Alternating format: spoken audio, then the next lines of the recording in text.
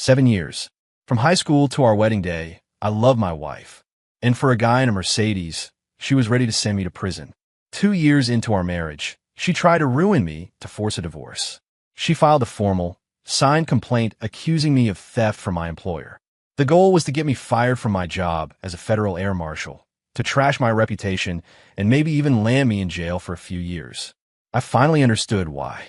She was running out of time. Her stomach was starting to show, and it wasn't a secret she could keep for much longer.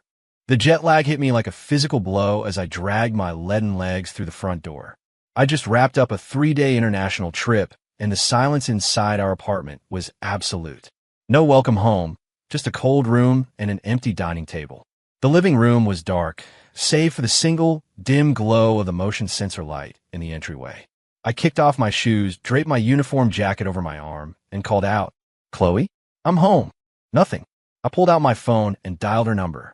It rang for a long time before she finally answered, her voice laced with annoyance. The background was a chaotic mess of thumping music and the high-pitched laughter of men and women. "Yeah? What's up?" I pinched the bridge of my nose, fighting back a wave of irritation. "Where are you?" "I just got back." "Oh, I'm out with the girls. Just order a pizza or something. I'll be back late." She hung up before I could say another word. I stared at the black screen, a familiar chill creeping into my chest. The girls? What friend of hers goes clubbing on a Tuesday night? I opened the fridge. A half-empty carton of Chinese takeout and a few lone beers stare back at me. The hum of the microwave, turning the sad, leftover lo mein was the only sound in the apartment, a monotonous drone that matched the emptiness in my head. From high school sweethearts to husband and wife, 7 whole years. We were the couple everyone envied, the ones who were supposed to make it. But in the 2 years since we'd gotten married, everything had changed. I spent my life in the sky, and she lived hers on the ground. The distance between us felt more than just geographical. She had a 9-to-5 office job, a stable routine. My every flight was another separation, days and nights spent thousands of miles away. Our relationship was colder than the leftovers in the fridge. I ate mechanically, then sat on the couch in the dark. Time ticked by. The clock on the wall crept past 1 in the morning. Finally, the jingle of keys at the door, and it swung open. Chloe was back, wrapped in a cloud of expensive perfume and cheap booze. She saw my silhouette in the darkness and jumped, her eyes darting away from mine. "God, Caleb, you scared me. Why are you sitting in the dark?" I didn't answer, just watched her. She looked away, flustered, and bent down to take off her heels. Before I could speak, she pulled a file from her brand-new designer handbag and threw it onto the coffee table. "Caleb, I want a divorce." Her voice was like ice, completely devoid of warmth. "I'm sick of living like this, like some kind of glorified widow." Those last 2 words hit me like a punch to the gut. I shot to my feet, my chest heaving. "Chloe, what the hell are you talking about? Are you seeing someone else?" She let out a short, sharp laugh, crossing her arms. Her face was a mask of pure scorn. "What if I am? What if I'm not? Look at yourself. Caleb, what do you have besides that uniform? What do you make in a month? You can't even afford the bags I want." It was the worst fight we'd ever had. Every word she threw at me was a knife, carving away the last shreds of my dignity. Finally, amid the screaming and the sound of something smashing against the wall, I grabbed a pen and signed the divorce papers. There was still a mandatory waiting period. A month. What a joke. She slammed the door on her way out, leaving me alone in the dark, staring at the smiling, happy couple in our wedding photo on the wall. 7 years of my life gone just like that. For the first time, the love I had guarded with everything I had felt like a source of pure, bottomless despair. I picked up the wallet she dropped on a coffee table. A receipt slid out. It was from a 5-star steakhouse downtown I'd never been to. The bill was 4 figures. The date on it was from a night I was on a flight to London. The cloud of the divorce hadn't even begun to lift when the next blow landed at work. A few days later, I was at the airport going through pre-flight checks when my radio crackled to life. "Hayes, Caleb Hayes, come in." "Go for Hayes." "Mr. Davison in security wants to see you in his office." On the double, Dave Davison, head of security for the entire airline. An old school, by-the-book guy with a reputation for being tough but fair. If he was calling me in personally, it wasn't for a commendation. Did something go wrong on the last mission? My stomach was a pit of anxiety as I walked toward the administrative building. When I pushed open his office door, the air was thick with smoke. Davison was behind his desk, his face grim. Sitting next to him was Mike Miller, one of our most senior captains. Captain Miller's expression was unreadable. "Mr.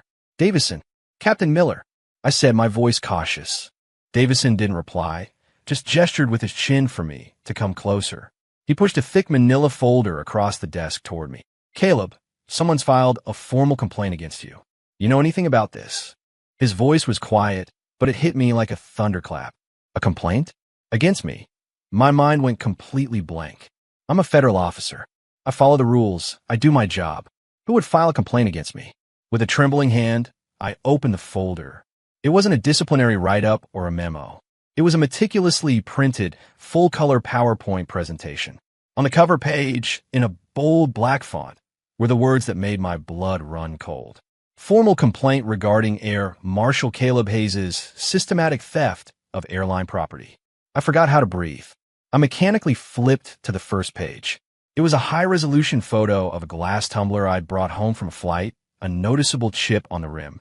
Beneath the photo, a detailed caption. Item: first-class custom crystal tumbler, model XXXX. Market value, $4.50. Date of theft, October 2023. Flight XX 9527. Location of theft, crew rest area. My hand started to shake so badly I could barely hold the pages. I kept flipping. Page 2, a few packets of airline-branded sanitizing wipes. Page 3, a couple of mini muffins left over from the crew meal service. Page 4, a half-empty bottle of red wine that had been opened for a passenger. Page 5, a used set of metal silverware. On and on it went. Every single item was something I brought home from the plane, things that were destined for the trash. Each one had been photographed and cataloged with dates, flight numbers, and even an estimated market value. For the bottle of wine, she'd even noted Boutique Napa Cabernet, approximate value, $1.50. There were more than 60 pages. On the final slide, under the heading submitted by, was a single name, Chloe Hayes. A roar filled my ears. The last thread of my composure snapped. It was her. Of course it was her. It all clicked into place. Why she wanted the divorce. Why she was in such a goddamn hurry. This was her plan. Discredit me. Get me fired. Maybe even get me arrested. So she could take everything in the divorce. A wave of humiliation, rage, and betrayal washed over me. I started sweating, babbling incoherently as I tried to explain. "Mr. Davison, Captain Miller, I didn't steal anything. This is all stuff the cleaning crew was going to throw out. It's trash. It's discarded property." I was a drowning man grasping for a lifeline, but my voice was shaking too much to form a coherent sentence. The office was dead silent, the only sound my own frantic denials. I looked at the stony faces of my superiors and felt my heart plummet into a black abyss. It's over. It's really over this time. I could already see it. Fired in disgrace, blacklisted from the industry, maybe even ending up in a prison jumpsuit. Chloe, you cruel, heartless bitch. Just as I braced myself for the final verdict that would end my career, the oppressive silence in the room was broken by a soft pft. I looked up. Davison and Captain Miller were looking at each other, the grim masks on their faces cracking. Davison was the first to let out a full-blown laugh. He pointed at the massive stack of paper, slapping his thigh. "Caleb, oh my God, Caleb. When I first got this thing, I saw the thickness of it. 70-page PowerPoint. I thought you'd finally snapped and tried to sell a goddamn jet engine on eBay. After all that, this is it?" Captain Miller chuckled, holding up the page with the photo of the mini muffins. "Hey, those new blueberry ones are pretty good. I stuff a few in my pocket for my kid after almost every flight. According to your wife's logic, I guess that makes me a serial offender." I just stared at them, my brain struggling to catch up. Davison picked up a pen from his desk. My son loses pens at school constantly. I'm always grabbing a handful from the supply closet to take home for him. If my wife found out and made a PowerPoint about it, you think I'd be doing time? The atmosphere shifted instantly from a cold interrogation to a surreal, ridiculous roast. The heart that had been lodged in my throat finally dropped back into my chest. But the relief was quickly followed by a crushing sense of shame and the raw wound of being betrayed by the person I had loved most. After the laughter died down, Davison's expression turned serious again. He clapped me on the shoulder. "Caleb, the complainant is your wife, Chloe, right?" I managed a stiff nod. "Look, we know what this is. The stuff you took home. Frankly, it's all scheduled for disposal. It's not even technically company property anymore. As long as you don't get sick and sue us, we don't care. But we do have to follow procedure. It's a formal complaint with a name attached. We can't just ignore it." He glanced at his watch. "So, here's what we're going to do. You and I and the captain here are having a disciplinary counseling session. It's going to last 2 hours. That way, the matter is officially handled, and we have a record of it for HR. All right, we've still got an hour to kill. Let's talk about life." My eyes burned. I barely kept it together. Davison looked at me, his tone softening like an older brother's. "Man, listen to me. A wife like that, you need to run, not walk. She's not trying to build a life with you. She's trying to end yours. I know you've got parents to look after, a mortgage, a car payment. Oh, and by the way," he said, pointing at the PowerPoint, "stop taking home the chipped glasses. Don't put hot water in them. If one of them shatters and you cut yourself, you'll have to take sick leave and we'll have to dock your pay. Not worth it." My legs felt like jelly when I walked out of that office. The whole thing felt like a bizarre nightmare. I don't even remember how I made it to the departure gate. My head was spinning. Walking down the jet bridge, I was staring at the floor and almost collided with someone. "Watch out." A slender but strong arm steadied me. I looked up into a pair of clear, concerned eyes. It was Vivian. She was the lead flight attendant, the purser for our flight. She'd also been a senior when I was in college.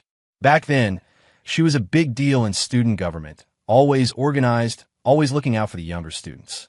She was the one who had tipped me off about an internal hiring event at the airline, which is how I'd landed this job in the first place. "Caleb, what's wrong? You look like you've seen a ghost." Vivian held my arm, her brow furrowed with worry. She had a faint, clean scent, a world away from the cloying perfume Chloe always wore. Seeing her, the tension I'd been holding inside me just snapped. All the humiliation, the anger, the pain that had been choking me finally found an escape. I couldn't stop myself. I told her everything that had just happened in Davison's office, along with the fact that Chloe was divorcing me. I was a rambling, incoherent mess. Vivian just listened quietly. She didn't interrupt, and she didn't laugh like the others had. She just listened, her pretty brow creasing tighter and tighter. When I finally finished, she was silent for a moment before asking the one question that cut straight to the heart of it. "Is Chloe fighting with you about the divorce?" I nodded numbly. It was the same thing Davison had asked. Vivian took a deep breath, looking me straight in the eye. Her voice was firm, certain in a way I had never heard before. "Caleb, don't be an idiot. You're on a plane more than you're at home. You're gone for days, weeks at a time. For her to suddenly use a tactic this extreme, this self-destructive, something that gives you no way to reconcile. There's only one reason for that. She's cheating on you." The word struck me like a physical blow. I froze. Cheating. The thought had crossed my mind, but Chloe had denied it so furiously during our fight. But hearing it now, from Vivian, a clear-headed outsider, it carried an undeniable weight. I looked at her. There was no pity in her clear eyes, only cool-headed analysis and genuine concern. She leaned in closer, lowering her voice, and posed a theory that made my blood freeze in my veins. "And I'm going to say something else you're not going to want to hear. A woman doesn't burn everything to the ground like this unless she's cornered, or she has a much more urgent escape plan. The fact that she's in such a rush to kick you to the curb, even willing to ruin you to make sure you leave with nothing. Maybe." She paused, and every word landed like a hammer blow to my chest. "Maybe she's pregnant, and she's running out of time to find someone to take responsibility. You need to find out, Caleb, even if it's just to protect yourself so you don't get screwed over in the divorce settlement." Vivian's words were a lightning bolt that split through the fog in my mind. Suddenly, all the pieces clicked together. Chloe's frequent late nights, the shifty look in her eyes whenever she answered her phone, the new designer clothes and bags in her closet that I'd never seen before, and the way she'd screamed at me that she was sick of living like a widow. It was never about me not being good enough. It was because she'd already moved on. My heart felt like it had been plunged into a bucket of ice. I turned on my heel and marched straight back to Davison's office. Dave, I need to request 2 days of personal leave. He was sipping a cup of tea and looked surprised to see me back so soon. My face flushed, but my eyes blazing. What's this? We just had our little chat, and now you're bailing on a flight? No, sir, I said, taking a deep breath. I have an urgent family matter to resolve. Davison studied me for a few seconds, and a look of understanding dawned on his face. He put down his cup and signed the leave slip without another word. Approved. Go. Get it sorted out before you come back to work. I grabbed the slip, not even having time to thank Vivian, and sprinted out of the airport. Chloe thought I was scheduled for a long-haul flight this afternoon. She thought I wouldn't be back for 3 days. She had no idea I was coming. That afternoon, I parked my car across the street from our apartment building at an outdoor cafe. I ordered an iced Americano and waited, a patient hunter watching for his prey. At 3 o'clock, Chloe appeared at the entrance to our building.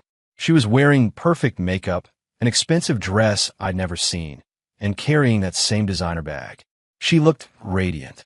Just then, a black, gleaming Mercedes S-Class slid silently to the curb in front of her. The door opened, and a trim man in his 40s got out. He was wearing a well-tailored suit and a gold watch that flashed in the afternoon sun. Chloe's face lit up with a fawning smile I had never seen before. She fluttered toward him like a butterfly. Rick, you're here. In broad daylight, right in front of the building we had called home for 2 years. She stood on her toes, wrapped her arms around his neck, and gave him a long, passionate kiss. From across the street, using my phone's telephoto lens, I captured the entire moment in perfect, damning clarity. The instant I pressed the shutter button, whatever was left of my heart died. There was no anger, no sadness, just a cold, sharp-edged hatred. I didn't run over and confront them. I started my car and followed the Mercedes like a ghost. They went to the most expensive 5-star hotel in the city. I took a picture of them walking arm in arm into the glittering lobby. When it was all done, I uploaded every photo and video to the cloud and made backups on 3 separate hard drives. 7 years of my life, reduced to a pathetic joke by a folder of dirty pictures. The last bit of warmth in my soul evaporated, replaced by the fire of pure vengeance. I didn't know how long they'd be in that hotel room, but I knew it was time for me to go home and prepare a little surprise for her. I returned to the place I used to call home. The cloying, sweet scent of her perfume hung in the air, making me sick to my stomach. I didn't turn on the lights. I just sat on the cold sofa in the dark and waited for my prey to walk into the trap. Time crawled. I scrolled through the photos and videos on my phone again and again, each image burning away the last embers of my affection until only ash remained. Finally, at 2 in the morning, I heard the familiar sound at the door. Chloe came in humming a little tune, her steps light. She was clearly in a good mood. She pushed the door open, flipped the switch in the entryway, and the harsh light flooded the living room. It illuminated me, sitting on the sofa, my face a blank mask. She screamed, and the designer bag fell from her hand, hitting the floor with a dull thud. C.A. Caleb, I thought you had a flight today. The color drained from her face. Her eyes were wide with panic, her voice trembling. I didn't say a word. I just picked up my phone, unlocked it, and swiped to the photo of her kissing Rick in front of his Mercedes. Then I tossed the phone onto the coffee table in front of her. It skidded across the glass, coming to a stop right before it reached her. Chloe's eyes fell on the screen. Her pupils shrank to pinpricks. Her face went from pale to ashen. Her lips trembled, but no words came out. See it clearly? My voice was so calm it sounded alien even to me. I'll see you at the courthouse in a month. Let's make this clean. I stood up and pulled the signed divorce papers from a drawer. The apartment is mine. My parents made the down payment. You can have the car. Of our savings, I get 70%, you get 30%. Don't push me, I said, looking her dead in the eye. Don't make me take these to a judge and sue you for adultery. Don't make you famous. Chloe stared at my cold, unfamiliar face and knew it was over. She suddenly started to laugh, a shrill, hysterical sound. Fine, divorce me. Who needs your pathetic little savings anyway? She pointed a shaking finger at me. You're a loser, Caleb. I've been sick of you for years. Do you have any idea how rich Rick is? His car is worth more than our entire apartment. He can give me things you couldn't dream of. I looked at her face, twisted with jealousy and bitterness, and let out a cold laugh of my own. I stepped toward her, looking down at her, my words sharpened like poisoned daggers. You're right. He's rich. He has a nice car. But what do you think he sees in you? Your innocence? Your kindness? I leaned in close, my voice a low hiss only she could hear. No, he sees the thrill of sleeping with another man's wife. The second we're divorced, that thrill is gone. And you're nothing. You think a guy like that is going to marry damaged goods? A used car that I already drove off the lot. He's slumming it with you because it's exciting. Did you really think you were special? With every word, the color drained from Chloe's face until she was ghostly white. She staggered back a step, as if all the strength had been sucked out of her. Looking at her broken expression, I felt nothing. No satisfaction, just a vast, empty wasteland inside me. I turned, walked into the bedroom, and slammed the door. Lying in the dark, an unsettling thought crept into my mind. Had I been too harsh? Too direct? What if I'd opened her eyes? What if she realized Rick was a dead end and decided to cling to me, refusing to finalize the divorce just to squeeze more money out of me? My fear was justified, but the way it came true was more insane than I ever could have imagined. The next day, I pulled myself together and went to work as usual. The moment I walked into the briefing room, I knew something was wrong. Every one of my colleagues, people I knew well and people I barely knew at all, were staring at me with a strange mixture of pity, disgust, and morbid curiosity. They were whispering behind their hands, pointing. My stomach sank.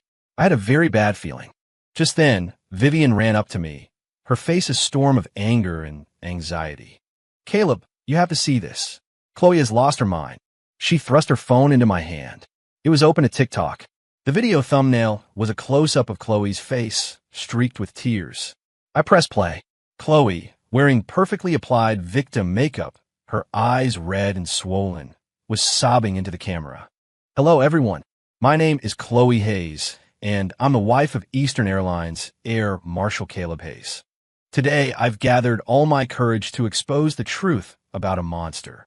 She choked back a sob and launched into a story about how I was not only emotionally abusive, but had been physically violent with her for years. On screen, she pulled up her sleeve to reveal a few bluish-purple bruises on her arm. I knew exactly where they came from. She'd run into the corner of the dining table last week. But now, they were irrefutable proof of my domestic abuse. That was just the appetizer. What came next was the real poison, designed to destroy me completely. Her voice rose to a hysterical cry. I just wanted him to do the right thing, to stop stealing from his job. But he wouldn't listen, and now he wants to divorce me and throw me out of my own home. I can't stand by and watch him destroy himself and destroy our family. The video then cut to a slideshow. It was the PowerPoint. All my stolen goods were on full display. The chipped glass, the used silverware, the expired muffins, the open wine. Every photo was crystal clear. She'd added a dramatic voiceover and sensational captions. Priceless first-class crystal. Fine wines of unknown origin. His actions are a serious federal offense. For the grand finale, she looked directly into the camera, her eyes filled with a twisted, self-righteous fire, and tagged our airline's official account. Stealing from your company is wrong.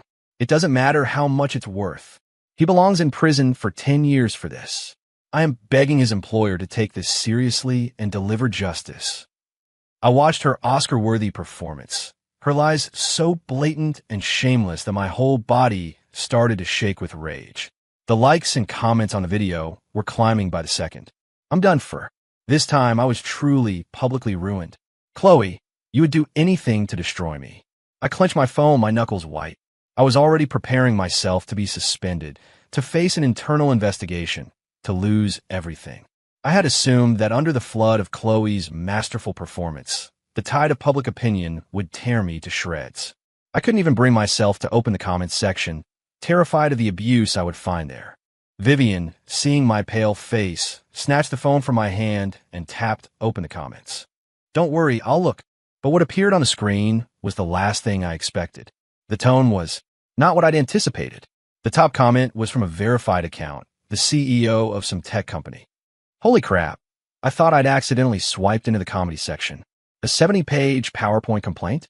For that kind of effort, I was expecting him to have stolen a Boeing 747 engine.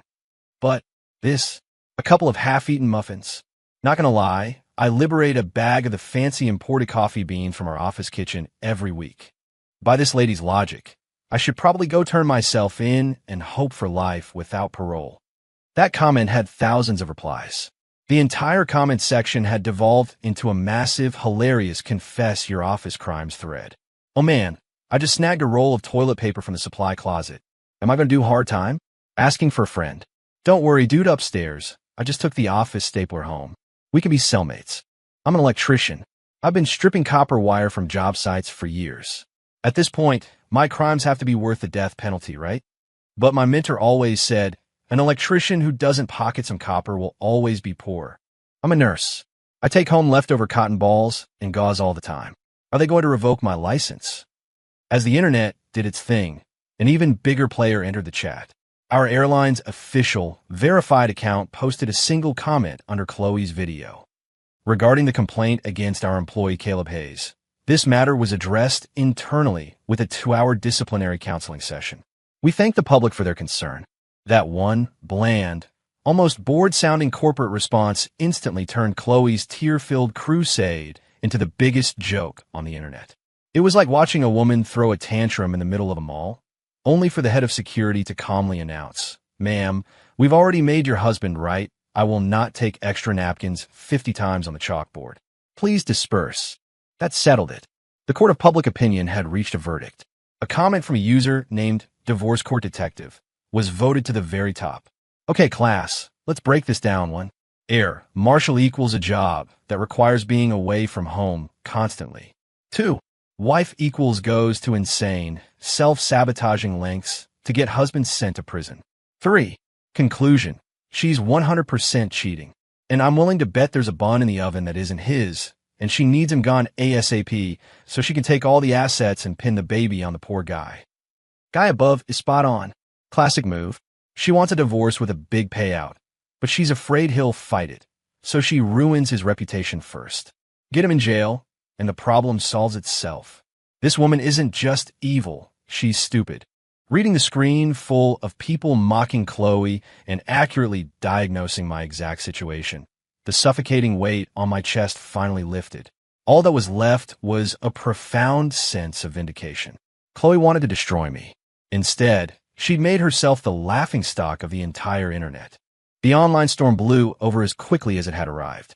Facing a tidal wave of ridicule, Chloe quietly deleted the video and her entire account. She had staged her grand drama, and when the audience laughed her off the stage, she scurried away in shame. Not long after, we finally stood in a county clerk's office. The waiting period was over. The paperwork was processed in minutes. When the clerk handed me the maroon-colored certificate of dissolution, an incredible lightness washed over me. A mountain that had been crushing me for years had finally been lifted. The sun was bright when I stepped outside.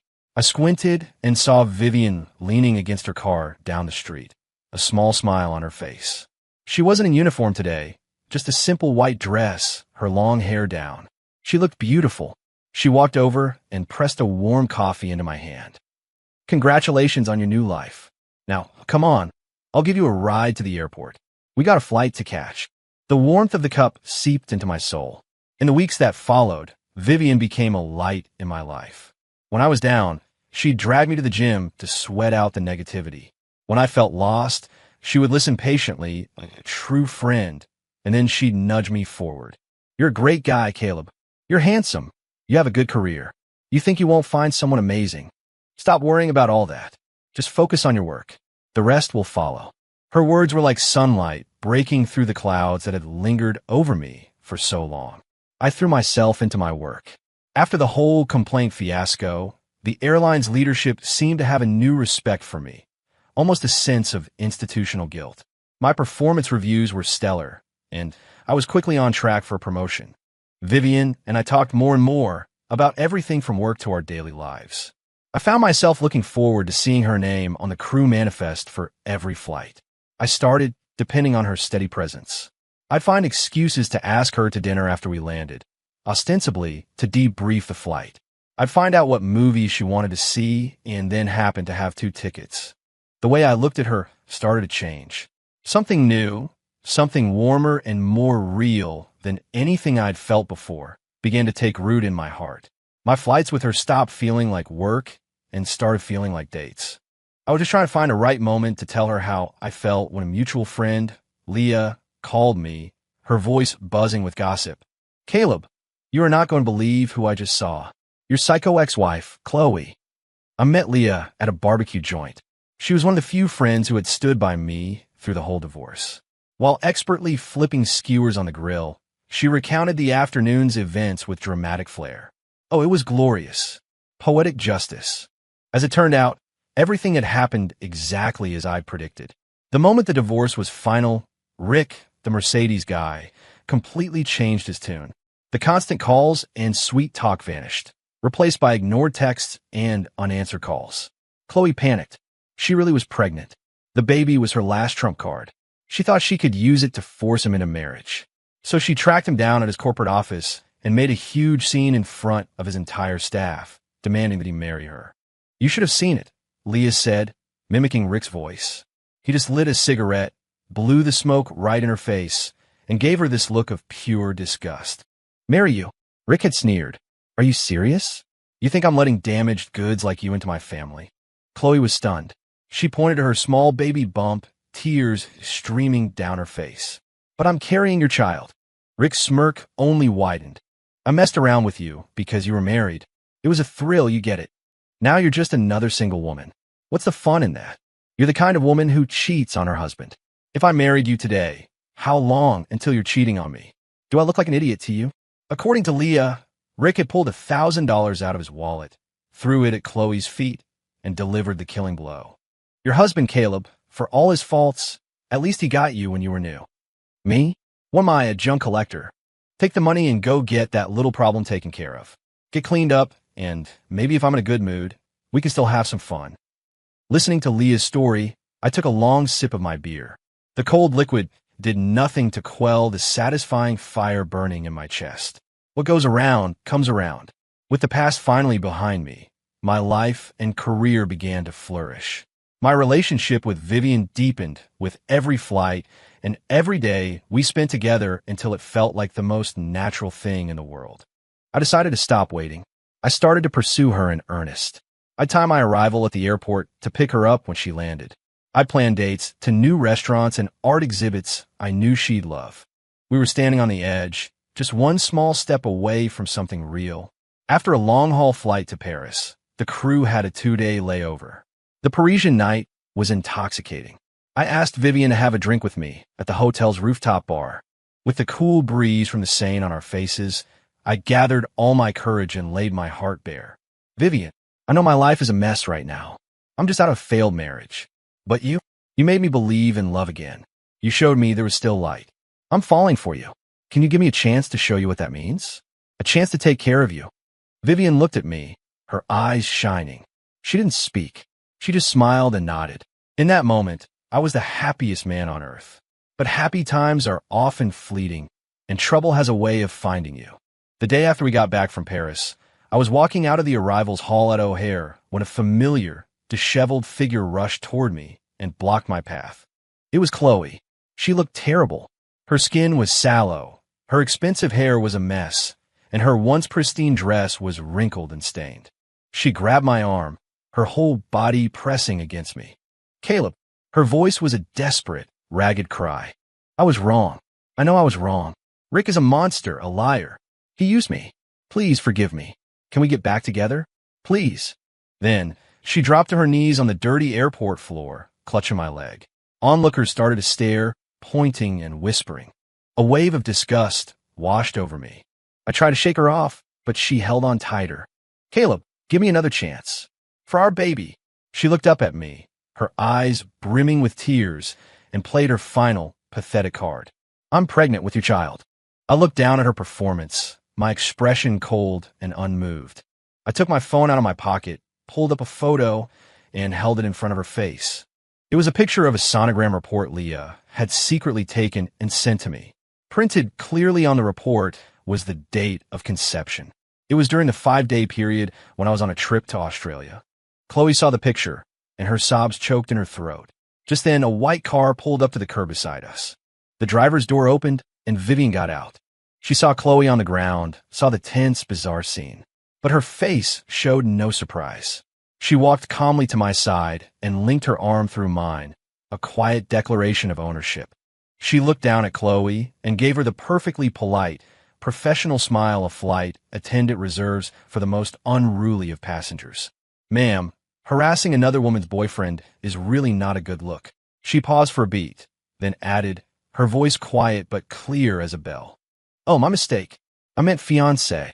I pulled Vivian toward the car, walking around the petrified form of my ex-wife, and opened the passenger door for her. Before I closed my own door, I looked back at the woman I had loved for 7 years and said the last words I would ever say to her. "Your baby has nothing to do with me, and your life has nothing to do with me anymore." I started the car. In the rearview mirror, I saw Chloe collapsed on the sidewalk, wailing. I rolled up the window, and the sound of her crying was gone forever. It was a normal Tuesday evening. I'd finished my rotation early and was home in the small apartment Vivian and I now shared. I put on an apron and got to work in the kitchen. Sweet and sour ribs, steamed sea bass, and some scrambled eggs with tomatoes. All her favorites. This is what a home felt like. Knowing someone was waiting for you, and that you were waiting for someone to come back. The lock clicked, and Vivian was home. She was tired from her flight, but her face lit up with a joy she couldn't hide when she saw me. She came up behind me and wrapped her arms around my waist, burying her face in my back and taking a deep breath. "Smells amazing." "Thank you, honey." She kissed my cheek, then pulled back, her expression suddenly conspiratorial and playful. "Guess what I brought home for you?" I laughed and shook my head. "No idea." From her large flight bag, she carefully pulled out a beautifully packaged bottle of red wine. "Tada!" Some big shot CEO in first class opened it, had one sip, and left the rest. I looked it up online. This bottle is worth thousands. I couldn't let it go to waste, so I liberated it. I thought we could try it. My smile froze. The memory of the accusation, the betrayal, the public humiliation flashed through my mind like a broken film. The 70-page PowerPoint. Chloe's screaming accusations in the video. The pitying looks from my coworkers. I was completely frozen. Vivian noticed my change in mood instantly. She didn't ask what was wrong. She didn't offer any empty words of comfort. She just walked over, set the wine on the counter, stood on her tiptoes, and silenced me with a long, tender kiss. It was soft and warm and tasted of her. It felt like it had the power to heal anything. When she finally pulled away, she rested her forehead against mine, her nose brushing against mine, her eyes sparkling. She licked her lips playfully and whispered, her voice a low murmur, just for me. "I know what you're thinking about. Stop it. We're two of a kind, you and I. We both like to liberate company property. It's just stuff the crew was going to throw out anyway. You'd better not go reporting me like your psycho ex-wife." She paused, her voice dropping to a seductive purr, her warm breath on my face. "Tonight, let's get a little tipsy. It might lead to more interesting things. And